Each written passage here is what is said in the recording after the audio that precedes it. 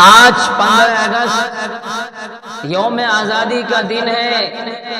آج ہی کے دن ہمارا ملک ہندوستان انگریز کے ہاتھوں سے آزاد ہوا۔ یہ ملک کیسا ملک ہے میرے بھائیوں، میرے بزرگوں اور دوستوں؟ ہمارے ملک کو انگریزوں نے 200 سال تک اپنے قبضے میں رکھا اور یہاں کے لوگوں کو غلام بنا کر رکھا، لیکن ہندوستان کے مسلمان، ہندوستان کے ہندو مسلم سکھ عیسائی سب نے مل کر اس کو آزاد کرایا اور ایسی قربانی پیش کی کہ انگریزوں کے دانت کھٹے کر دیے اور انگریزوں کو ہندوستان چھوڑنا پڑا۔ 1857 کی جنگ آزادی میں جب مسلمانوں کی ہار ہو جاتی ہے، شاملی کے میدان میں حاجی امداد اللہ مہاجر مکی رحمت اللہ علیہ اور بڑے بڑے اکابرین وہاں پر موجود تھے۔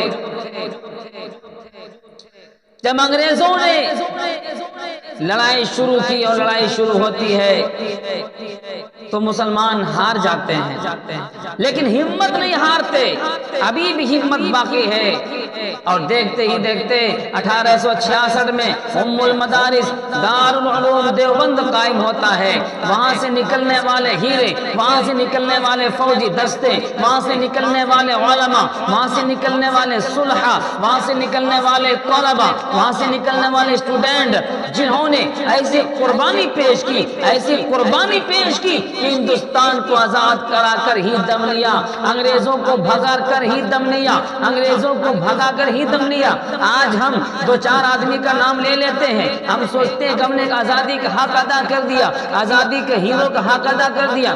سنو میرے بھائی، آزادی کے ہیرو کون تھے جنہوں نے انگریزوں کو ہندوستان سے جانے پر مجبور کر دیا؟ مولانا حفظ الرحمان سیمہاروی رحمت اللہ علیہ، مولانا علی جوہر رحمت اللہ علیہ، شیخ الاسلام حسین احمد مدنی رحمت اللہ علیہ، حضرت مولانا محمود حسن دیوبندی رحمت اللہ علیہ، مولانا ابوالکلام آزاد رحمت اللہ علیہ، اسی طریقے سے بابا جی ہمارے پنڈت جواہر لال نہرو، اسی طریقے سے ہمارے مہاتما گاندھی جی، اسی طریقے سے ہمارے سردار ولبھ بھائی پٹیل، سبھاش چندر بوس، پنڈت جواہر لال نہرو، مہاتما گاندھی، ان شان کو بچایا اور ہندوستان کو آزاد کرایا۔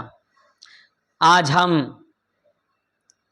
چین سے سوتے ہیں، اخلاق و محبت سے پیار سے رہتے ہیں میرے دوستوں، لیکن آج کچھ فرقہ پرست طاقتیں ایسی ہیں جو ہندوستان کی محبت کو ختم کرنا چاہتی ہے، جو آپسی بھائی چارگی کو توڑنا چاہتی ہے، جو آپسی محبت کو ختم کرنا چاہتی ہے، آپسی اخوت کو برباد کرنا چاہتی ہے۔ میں ایسے لوگوں سے کہہ دینا چاہتا ہوں، یہ ملک کل بھی محبت کا گہوارہ تھا، یہ ملک آج بھی محبت کا گہوارہ ہے، اور یہ ملک کل بھی محبت کا گہوارہ رہے گا۔ آپسی محبت کو مت ختم کرو۔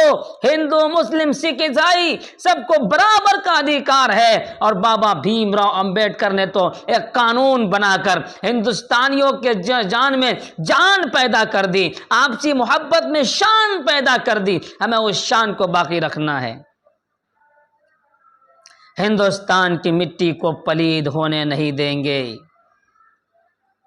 ہندوستان کی مٹی پر کسی کو ظلم کرنے نہیں دیں گے، ہندوستان کی مٹی پر کسی کو بغاوت کرنے نہیں دیں گے۔ یہ ملک بغاوت کے لیے نہیں بنا ہے، یہ ملک محبت کے لیے بنا ہے۔